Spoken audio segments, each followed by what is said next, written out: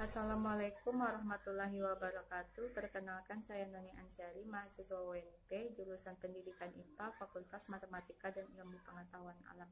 Di sini saya membuat video gambaran mengajak siswa SMP tentang materi gerak lurus untuk memenuhi tugas micro teaching saya. Selamat menyaksikan. Assalamualaikum warahmatullahi wabarakatuh. Waalaikumsalam warahmatullahi wabarakatuh. Selamat pagi anak-anak ibu. Selamat pagi ibu. Sehat semua? Sehat. Sudah makan pagi anak-anak ibu? Sudah. Sudah. Ada yang belum makan? Sudah. Makan pagi itu sangat penting ya. Karena kalau kita tidak makan pagi, kita tidak dapat berkonsentrasi dalam belajar.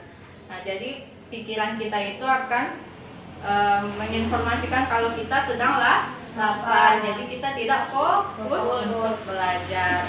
Nah, sekarang anak-anak ibu sudah tahu betapa pentingnya makan pagi. Besok yang belum makan pagi, usahakan untuk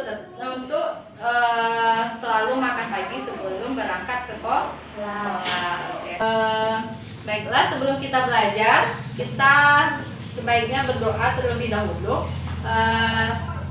Baiklah, ibu saja yang akan memimpin doanya. Berdoa dimulai. Oke, selesai. Baiklah, ibu akan, sebelum kita memulai pelajaran minggu ini, ibu akan mengulang pelajaran minggu yang lalu untuk memastikan anak ibu sebelumnya belajar dan tetap mempelajari pelajaran minggu lalu. Siapa yang masih ingat apa pelajaran kita minggu lalu? Hanifah, apa? Zat aditif. Zat aditif. Zat aditif itu terbagi berapa? Dua. Zat aditif apa aja? Alda tahu apa? Zat aditif alami Dan buatan. buatan. Oke. Berarti zat aditif itu ada zat aditif alami dan zat aditif buatan. Zat aditif itu apa tuh? Siapa yang tahu apa itu zat aditif? Zat yang ditambahkan dalam makanan dalam ditambahkan. jumlah sedikit. Oke, yang ditambahkan dalam makanan dalam jumlah sedikit. Jadi zat aditif itu apa aja? Siapa yang masih ingat? Zat aditif apa? Alami, zat pewarna alami, zat pewarna buatan, pemanis alami, pemanis buatan, pengawet alami, pengawet buatan, penyedap alami, dan penyedap buatan. Oke. Kalau ibu tanya zat pewarna alami, apa contoh? Kunyit, pandan, Pandan. Oke. Kalau misalnya contoh zat pemanis buatan, apa? Siapa yang tahu? Tunjuk tangannya biar ibu beri nilai di absennya. Alda, apa? Sakarin, aspartam dan siklamat. Oke, berarti anak ibu masih menguasai pembelajaran minggu yang lalu ya. Selanjutnya ibu akan masuk minggu sekarang, kita akan belajar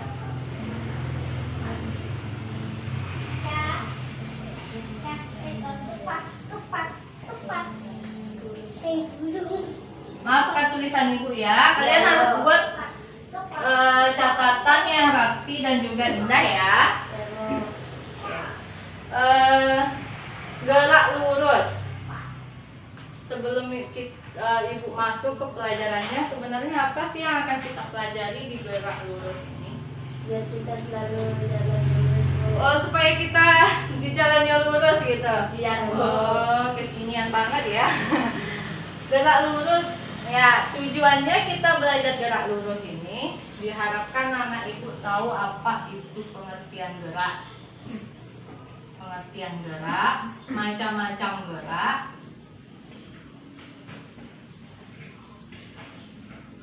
Macam-macam gerak. Oh, apa ini? Macam-macam gerak. Memahami memahami soal tentang kelajuan dan juga kecepatan.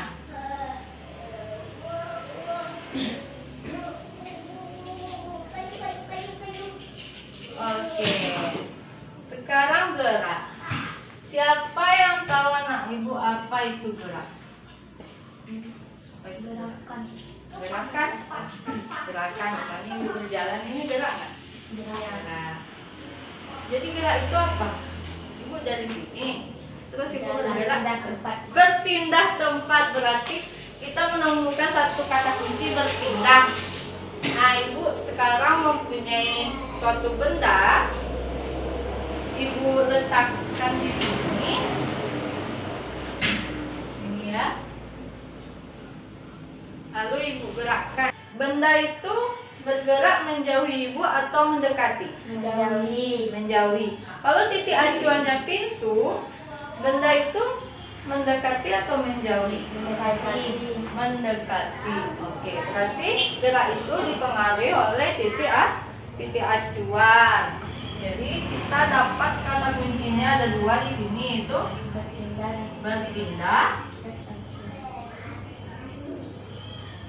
Selain itu juga dipengaruhi oleh titik acuan.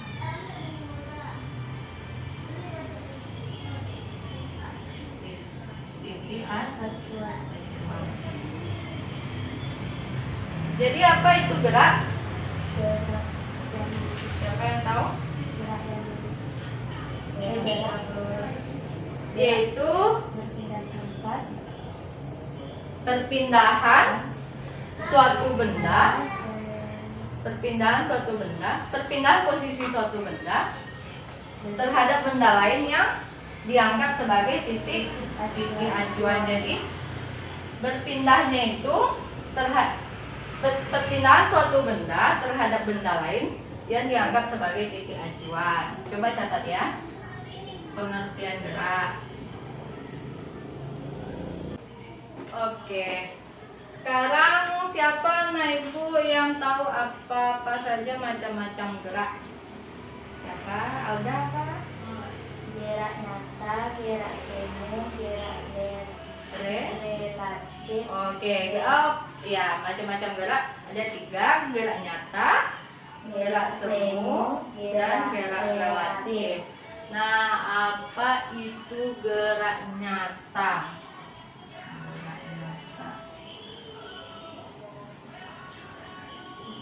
Apa itu gerak nyata? Siapa yang tahu? Adalah gerak yang benda yang sesungguhnya dan terjadi perpindahannya pada tempat kedudukan. Adalah gerak yang sebenarnya terjadi, yaitu gerak yang sebenar-benarnya terjadi perpindahan posisi. Apa contohnya gerak nyata itu? Anak berjalan menuju sekolah. Oke, anak berjalan menuju sekolah. Itu tuh benar-benar berpindah nggak dia dari rumah ke sekolah? Oke. Selanjutnya ada yaitu gerak semu. Nah, ternyata ada juga yang namanya gerak semu. Apa itu gerak semu? Adalah gerak benda yang sebenarnya diam, seolah-olah bergerak. Ternyata gerak semu ini adalah benda yang sebenarnya diam, tapi dia seolah-olah bergerak. Nah, contoh dari gerak semu ini yaitu gerak matahari. Misalnya matahari itu sebenarnya kan tidak bergerak. Yang bergerak itu apa sebenarnya? Bumi yang bergerak. Jadi matahari itu yang kita lihat di mana? Dia dari terbitnya dari timur ke barat. Jadi dari bukit dia terbenamnya arah ke pantai. Kita melihatnya seolah-olah dia bergerak. Kadang posisinya tepat di atas kepala, kadang kadang 95 derajat. Jadi seolah-olah dia bergerak. Oke, selanjutnya yaitu gerak relatif. Kenapa dibilang kita sebut dengan gerak relatif?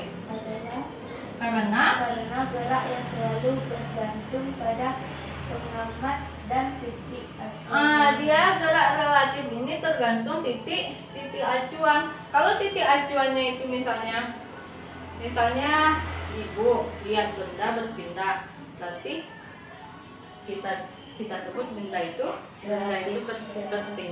bergerak. Tapi misalnya ibu sedang berlari dan juga ada teman ibu yang sedang berlari, ibu menganggap dia tidak berpindah karena sama-sama bergerak, jadi tidak berpindah. Jadi gerak relatif itu yaitu gerak yang tergantung titik acuannya. Anak ibu paham maksudnya? Gerak relatif ini kurang paham. Misalnya apa ya? Misalnya Hanifah sama Alda sama-sama berlari. Sama-sama berlari itu jadi kalian beriringan. Itu tuh seperti, jadi kalau dari Hanifahnya Alda tuh tidak berpindah tempat. Alda itu di samping Hanifah aja terus gitu. Ngerti? Jadi dia nggak berpindah kan? Dia di samping Hanifah aja terus Alda. Begitu juga Alda berarti Hanifah selalu di samping Alda, berarti tidak ada perpindahan menurut titik acuannya, menurut Alda, menurut Hanifah. Padahal mereka sama-sama bergerak. Nah, kalau misalnya acuannya itu yang diam, sedangkan misalnya Hanifah diam aja, terus Aldanya bergerak lari. Hanifah bilang, oh iya Aldanya berpindah ke sana. Berarti itu tergantung titik acuannya. Kalau sama-sama bergerak, tentu mereka menilai sama-sama tidak berpindah ke tempat. Oke, selanjutnya kita bahas antara jarak dan perpindahan. Baiklah, kita akan bahas jarak. Siapa anak ibu yang tahu apa itu jarak? Apa itu jarak? Sesuatu yang memisahkan kita. Sesuatu yang memisahkan kita. Oh, kreatif anak ibu yang membuat definisinya. Jadi jarak itu jika ibu gambarkan, misalnya ibu dari sini, terus ibu berpindah ke sini sejauh 1 meter misalnya. Berapa jarak ibu berpindah? 1 meter, berarti panjang lintasan yang ibu tempuh yaitu 1 meter. Jadi jarak itu apa? Itu panjang lintasan yang ditempuh. Jangan lupa ya, dicatat ya anak. Panjang lintasan yang ditempuh.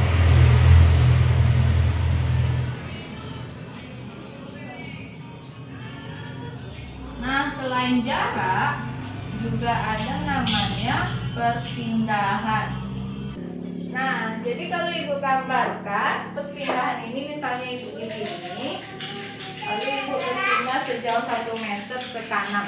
Jadi perpindahan ibu itu 1 meter ke kanan. Jadi perpindahan itu panjang lintasan yang memiliki arah. Baiklah, jadi beda ya antara jarak dan perpindahan. Jarak itu panjang lintasan yang ditempuh, sedangkan perpindahan panjang lintasan yang disertai arah. Oke. Selanjutnya gerak lurus. Apa itu gerak lurus?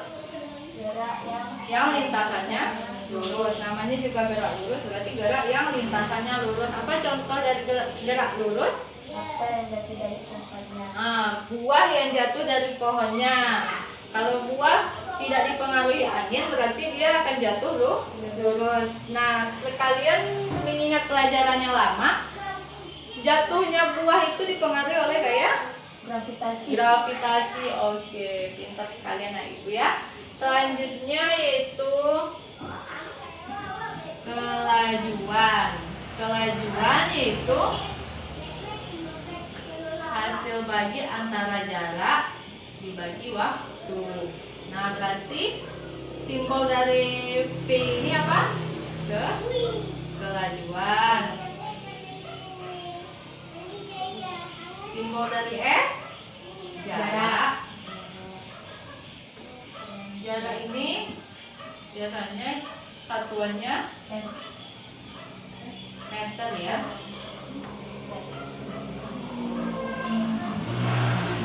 Sedangkan T yaitu simbol dari waktu.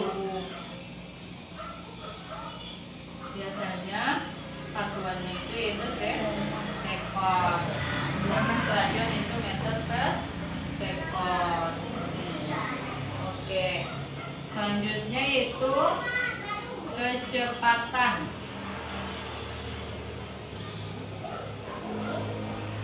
Nah, kecepatan ini sama juga. Kecepatan rumusnya itu perpindahan dibagi dengan waktu. Dibagi dengan delta T. Delta T ini berapa? Apa? Ada yang tahu? Delta T ini waktu yang diperlukan, waktu seluruhnya yang diperlukan. Delta T, sedangkan delta S ini itu perpindahan. Oke. Buat keterangannya sini ya.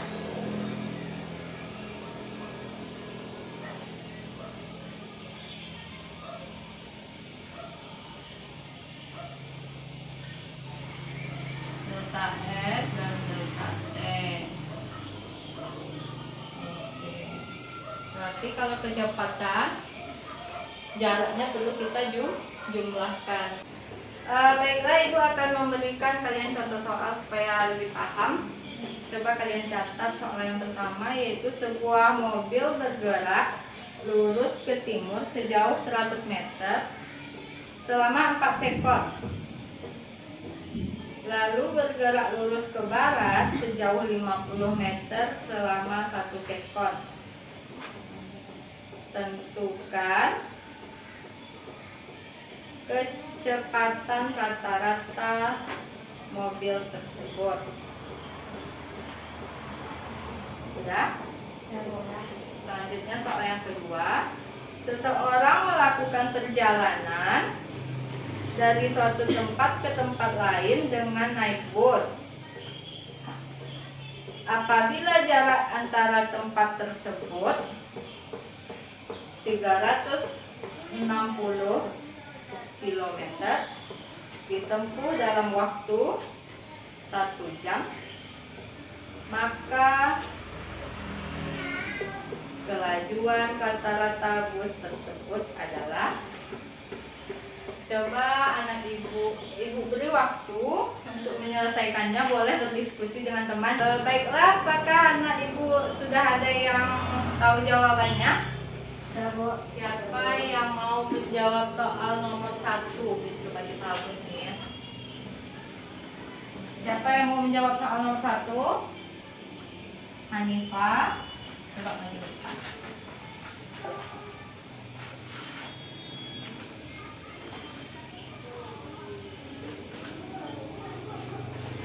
Membahas tentang kecepatan ya. Coba tulis.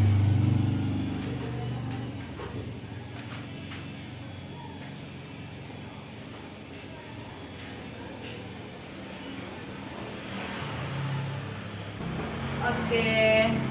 Sekarang nomor 2, siapa yang mau mencoba untuk menjawab? Ada. Oke, coba tulis ke depan. Di sini ya.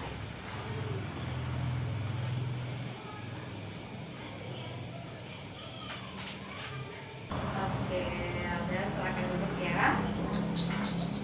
Baiklah, di sini aku akan menjelaskan yang nomor 1 itu membahas tentang kecepatan. Itu pertama jarak yang pertama dia 100 meter ke timur. 100 meter ke timur. Lalu ke barat sejauh 50 meter. Jadi nanti arah terakhirnya dia kemana? Arah barat. Nah, untuk mencari kecepatannya, kita jumlahkan semua jaraknya. Berarti sejauh berapa dia berpindah? Sebanyak 100 meter ditambah 50 meter. Jadinya 150. Sedangkan waktunya kita jumlahkan dari 4 sekon ditambah 1 sekon, 5 sekon. Jadi kecepatan rata-ratanya itu 30 meter per Sekon. Jawabannya sudah benar ya. Kita beri hapus jangan lupa. Besok bagi yang tidak besok ya, anak-anak yang lain coba belajar juga supaya bisa tampil ke depan seperti Hanifah. Oke, soal nomor 2 dijawab oleh Alda. Di sini sudah benar ya, jaraknya kilometer kita ubah ke meter jadinya 360.000. Sedangkan 1 jam berapa? 3.600 ekor. Jadi kecepatan yaitu jarak per waktu kita bagi 360.000 dibagi 3.600. Jadinya semua kelajuannya menjadi 10 meter per sekon. Alda juga sudah benar jawabannya. Baiklah, mungkin untuk minggu ini kita belajar sampai kecepatan dulu. Besok kita lanjutkan dengan GLB dan GLBB. Untuk pelajaran yang sekarang ada pertanyaan anak-anak ibu? Tidak ada.